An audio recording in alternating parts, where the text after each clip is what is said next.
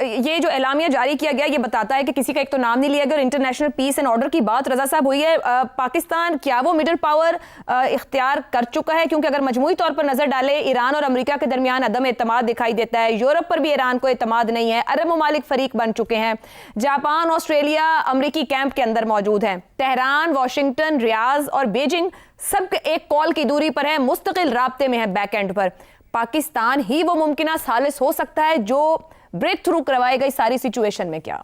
پاکستان کی جو جغرافیائی اور سیاسی اور سفارتی حیثیت ہے وہ تو اب کھل کر دنیا اس کی معترف ہو گئی ہے. جو ایڈوانٹیج پاکستان کو جغرافی کے حساب سے ہے وہ شاید کسی اور ملک کو نہیں ہے, کیونکہ پاکستان اور ایران کے درمیان جو ہے تقریباً 900 سے 1000 کلومیٹر لمبا بارڈر ہے. تو ایک تو ہم ان کے امیڈیٹ نیبرز ہیں, اور پھر یہ کہ وہ ہمارا ایک اعتماد کا رشتہ, باہمی اعتماد اور سپورٹ کا رشتہ موجود ہے. اسی طرح ہم امریکہ کے بھی جب سے پاکستان بنا ہے, پاکستان مغربی کیمپ میں رہا ہے اور امریکہ کا اتحادی رہا ہے, ہر دور پر ہر موڑ پر اتار چڑھاؤ آتے رہے ہیں, لیکن پاکستان کی جو الائنمنٹ ہے وہ رہی ہے. اور اسی طرح پاکستان اسلامی دنیا جو ہے, مسلم ممالک جو ہیں خصوصاً گلف میں,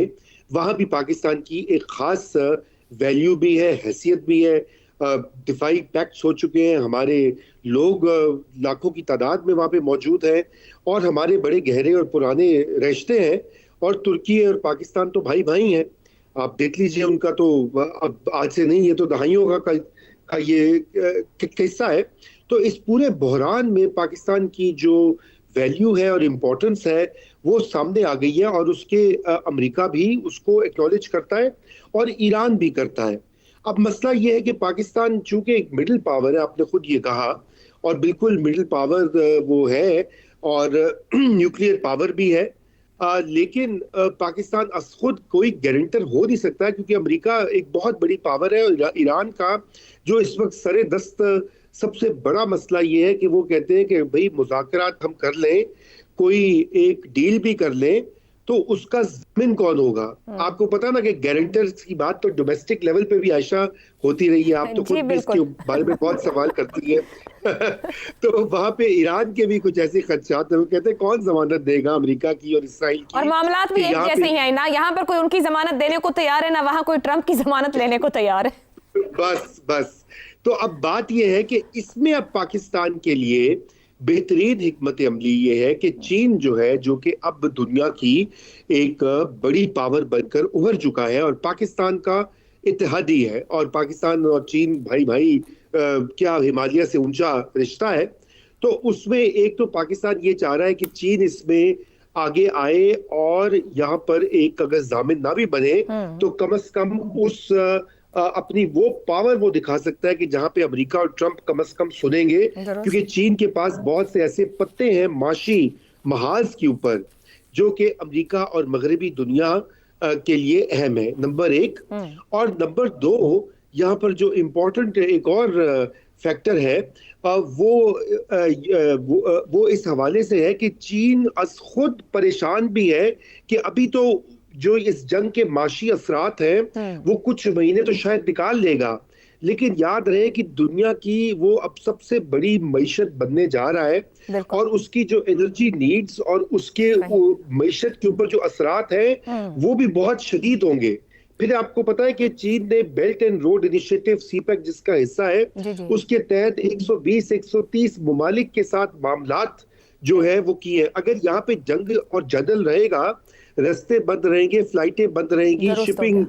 لائنز متاثر ہوگی, تو چین کی ایکسپورٹس بھی متاثر ہوگی, اور چین کا تو پورا دار و مدار ایکسپورٹس پر ہے. تو چین کا اس میں معاشی انٹرسٹ ہے کہ یہاں پر کوئی تصفیہ ہو اور یہ جنگ بندی کی طرف بڑھے. اب یہ کیسے چین کرتا ہے؟ بنا اپنی فوجوں کو انوالو کیے ہوئے, फौजी ताकत का इस्तेमाल किए हुए, ठीक, ये देखना बाकी है। यही बड़ा अहम सवाल है जहां पर आप गुफ्तगू लाए रजा साहब। आमिर अहमद खान साहब, बड़ी पावर होने के लिए एक्टिव प्लेयर भी बनना पड़ता है, जहां तक हमारी गुफ्तगू पहुंची। इंटरेस्ट है चीन के इस खिते में, माशी मफादात मौजूद है, खुलकर जामिन क्यों नहीं बन रहा है? बीजिंग का हम बहुत ही मोहतात रवैया देख रहे हैं, उसका वजन होने के बावजूद ना वो मेजबानी को, ना मुज़ाकरात की या सालसी की पेशकश को, मगर पाकिस्तान के हर इक़दाम के पीछे खड़ा है। वो मेजबानी हो, सालसी की पेशकश हो, तो फिर इस सूरत हाल में चीन का वेट और किरदार है क्या असल में? देखिए जी, चीन की ये कोई नई चीज़ नहीं है। चीन का ये जो बिहेवियर हमें नज़र आ रहा है, ये कोई आज की बात नहीं है। ये बहुत एक अरसा हो गया है। मेरा ख्याल है आखिरी, अगर मैं याद करूं तो जो आखिरी कॉन्फ्लिक्ट जिसका बाकायदा चीन एक हिस्सा बना था, वो गालिबन 70 की दहाई के आखिर में थी। लगभग 50 साल होने वाले हैं जबकि चीन ने बाकायदा एक पॉलिसी के तहत खुद को तमाम एक्टिव कॉन्फ्लिक्ट से अलहदा करके अपनी तरक्की के ऊपर जोर दिया है, अपनी मईशत के ऊपर जोर दिया है, और सबसे ज़्यादा अहम अपनी जो टेक्नोलॉजी उसने डेवलप की है उसका सारे का सारा फोकस वहाँ पर रहा है। बहरहाल क्योंकि वो लिंक्ड है पूरी दुनिया से, उसको भी कहीं ना कहीं लग रहा होगा, यकीनन काफ़ी देर से लग रहा होगा कि कहीं ना कहीं उसको सामने आना पड़ेगा। लेकिन बहरहाल फ़िलहाल तक उसकी रीडिंग यही है कि अगर उसने आना भी है तो मौजूदा रोल जो वो अदा कर रहा है, और वो क्या कर रहा है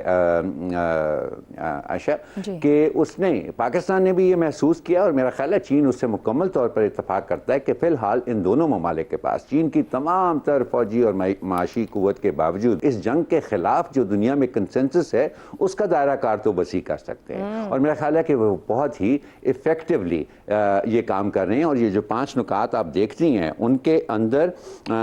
खा बात सिविलियन इंफ्रास्ट्रक्चर की हो या यूएन चार्टर की हो, वो वापस जो एक दुनिया जिस ग्लोबल ऑर्डर से यूज्ड टू थी, वो वापस इस जंग को उसके दायरा कार में लाने की कोशिश कर रहे हैं, जो कि बिल्कुल जिस तरह से अमरीकियों ने इजराइल के साथ मिलकर हमला किया ईरान के ऊपर, तो वो तो बिल्कुल ही इंटरनेशनल लॉ के अगेंस्ट, इसीलिए तो इसको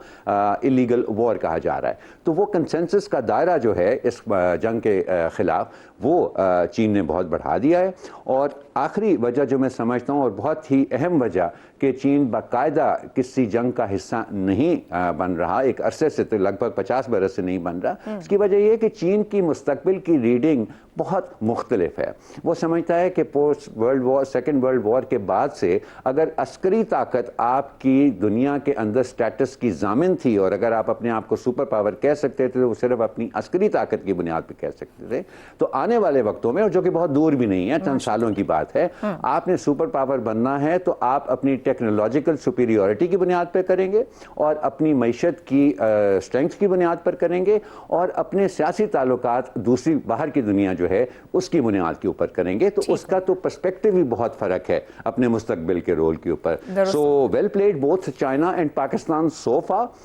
अब देखिए कि ये जो उन्होंने कंसेंसस, इंटरनेशनल कंसेंसस बनाया है, ये ट्रंप की जो कल सुबह हमारे वक्त के मुताबिक 6 बजे उनकी आवाम से खिताब है, वो उसको सर्वाइव कर सकता है। दुरुस्त हो गया आमिर साहब, मगर वो दिन में 3-4 बार अपने जो ट्रुथ सोशल से वो सभी तजादात का शिकार रहते